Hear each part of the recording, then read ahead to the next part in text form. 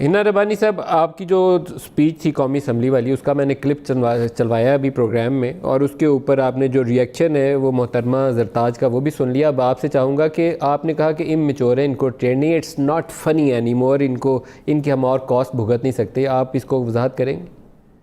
तो देखिए, पहले तो मैं ऑनेस्टली स्पीकिंग दिन साहब, इस तरह की सियासत ना, इस तरह की स्टेटमेंट्स ना किसी को, मुझे माशाल्लाह 15 साल हो गए, मैंने आज तक कोई एक तुहमत किसी इंसान के ऊपर लगाई हो। मैं इस पे बिलीव नहीं करती कि हम खुद अपने आप को गंदा करें, दूसरों को गंदा, मुझे किसी और को गंदा करेंगे। हम सिर्फ पॉलिसी के ऊपर डिस्कशन करती हूँ और करते हैं। आई थिंक पीपल्स पार्टी में भी आपने देखे पॉलिसी के ऊपर अगर इख्तलाफात हैं तो पॉलिसी इख्तलाफात हैं। आज का जो इशू था वो क्या इशू था? पहले तो कहा गया कि जी आप डिस्टॉर्ट करें फैक्ट्स, और मैं उसी का जवाब देने, शिरीन मज़ारी साहब ने कहा कि आप फैक्ट्स डिस्टॉर्ट करिए, मैं उसी का जवाब देने उठी थी।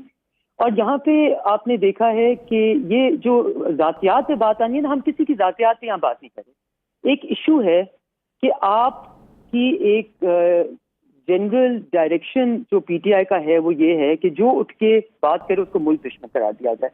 अगर कोई कहे कि जी कलदन तंजीमों के ऊपर हमें ज्यादा काम करना चाहिए, उसको भी मुल्क दुश्मन कह देना।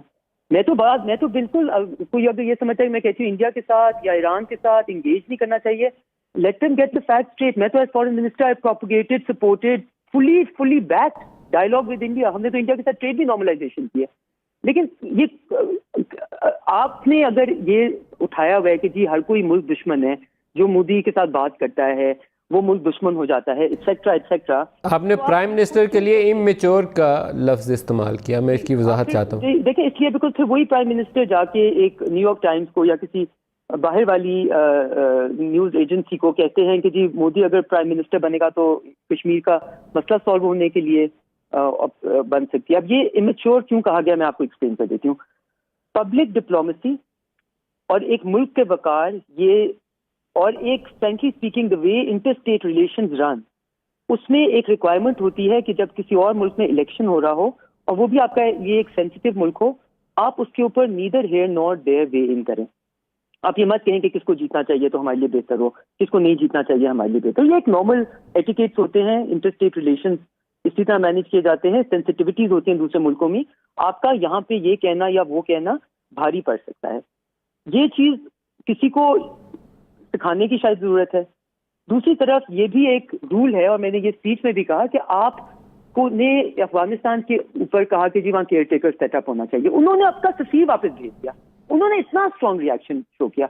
आपने कहा नहीं सॉरी हमने ये तो नहीं कहा था, वी मेंट समथिंग एल्स, और फिर बाद में आके आपने फिर से दोबारा एक और दफा वही स्टेटमेंट दे दी।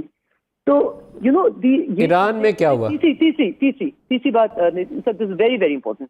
मैं ये बिल्कुल नहीं मानती कि हम में से कोई बात ना करे कि पाकिस्तान की सरजमीन में किसी किस्म की any violent entity, any entity that uses violence Pakistan के, वो बिल्कुल हक में नहीं है, बिल्कुल खिलाफ है।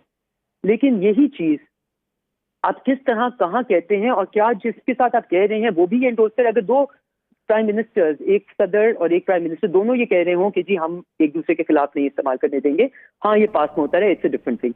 बट अगर एक सोलिलिकी मोड में जा रहे हैं और यही बात आप बंद कमरे में करें, when the doors are shut, कोई मीडिया नहीं होता, आप बिल्कुल उनको कहेंगे जी देखें आपके तरफ से भी होता रहे, हमारी तरफ से भी होता रहे, ये नहीं होना चाहिए और ये नहीं होने देंगे।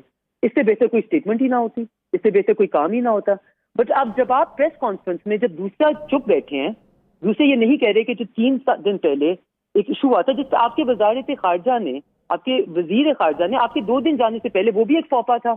भाई आपका प्राइम मिनिस्टर वहां जा रहा है, आप क्यों वो उनसे डायरेक्टली बात कर लेगा, आप क्यों ये स्टेटमेंट इशू करें इस वक्त?